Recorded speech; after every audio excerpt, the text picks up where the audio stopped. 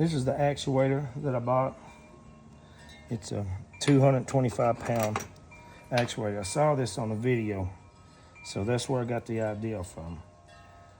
After putting it together, the video I saw, they just used conduit, made brackets like this, but you have to be exact.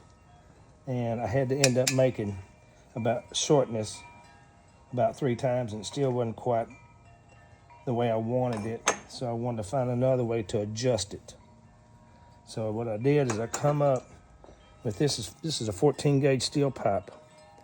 And what I did was took a 6-inch bolt, carriage bolt, cut it off. Then I cut a groove in it and I welded a plate on it. And then I took the 1/2-inch nut. There's one down in here about this far to help stabilize it. Then I put the other one up here and then I welded it. But what this does, it lets you adjust it. And it worked a whole lot better. It took me about 5 times to get my setup exactly the way I adjusted right. The video I watched, they did it on the Kubota. Mine's a Branson. Still a skid steer, but the brackets on the skid steer for the Branson, if you look at them, you can see that they're a little bit different than the way the Kubota are. Not much, but it's a skid steer. So it took a little bit different adjustment. So that's why I went to this right here. And like I say, you can see there's a down inside there, but there's a nut, 1/2-inch nut right about here, and then this one right here, and once again I welded it and ended up getting it where I could adjust it at any,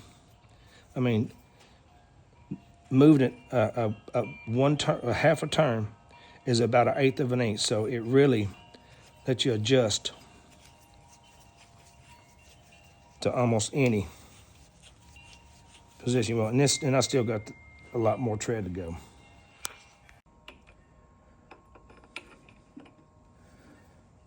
And I just used some 1/4-inch bolts. And that's the size you're going to have to fit for that anyway.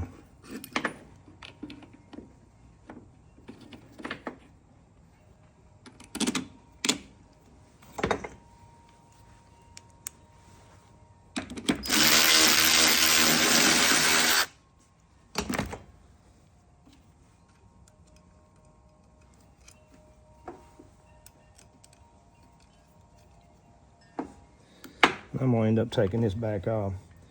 This one I hadn't changed yet. That's just conduit. I'm still adjusting and aligning it. But when we get through with it, we're gonna test it out and see how it works. This is just the actuator, the bracket, and stuff that I set up for it. And then what I did is I bought a switch, and we'll go over here and we'll take a look at it. Okay, this is a momentary rocker switch that I bought. It came pre-wired. The red and the black run to your actuator. Then it had a blue, that's a hot, and a green, that's a ground. I just grounded the green to the frame, and then I took the blue and I hooked it to the ignition switch. That way it's off until your ignition switch is on. It was easy to wire up. All right, this is the wire that I bought. It's a 14 gauge and it's heavily insulated just because I'm going down by the motor. But what I did is I ran it from the momentary rocker switch underneath here. It came down through here and then came up. And on my hydraulic lines, I just followed my hydraulic lines all the way down, came across here, and then it was attached the hydraulic lines all the way to where this plugs in. I still need to end up tightening this up, but I hadn't got to there yet. These bolts here, the other ones were a 1/2 inch shorter. So I did buy some longer bolts, 1.5 inches. And I went ahead and put the nuts on there so that it gives it a space and something to swivel with. And like I say, just like this right here, you can adjust this.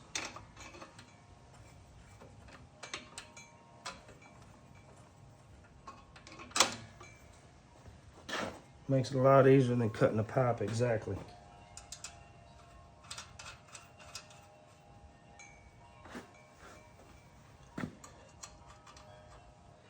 And I did have to adjust this thing probably 5 times to get it exactly precise. And it made it easy with these all threads.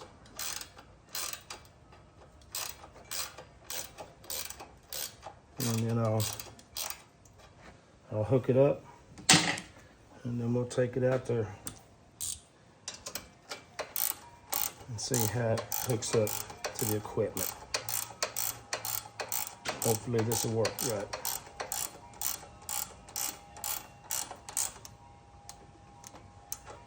Yeah. These I'm gonna come back and tie wrap them a little neater.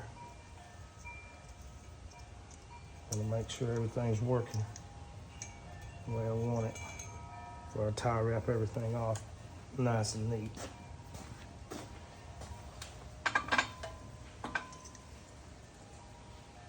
Okay, here we go. We're gonna try it out on the equipment for the first time and see how it works.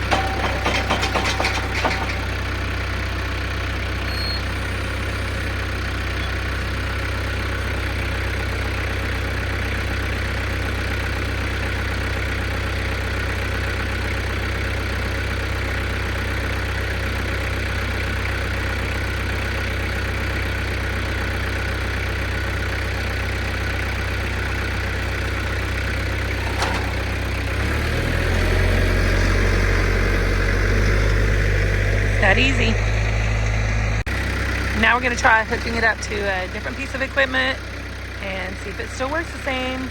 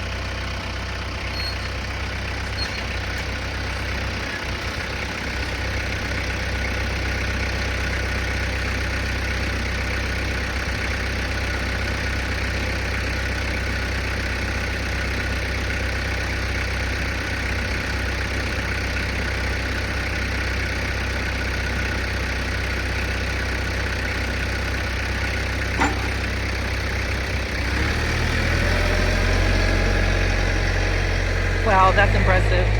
It's that easy. You don't even have to get off your tractor and you can hook up and disconnect implements.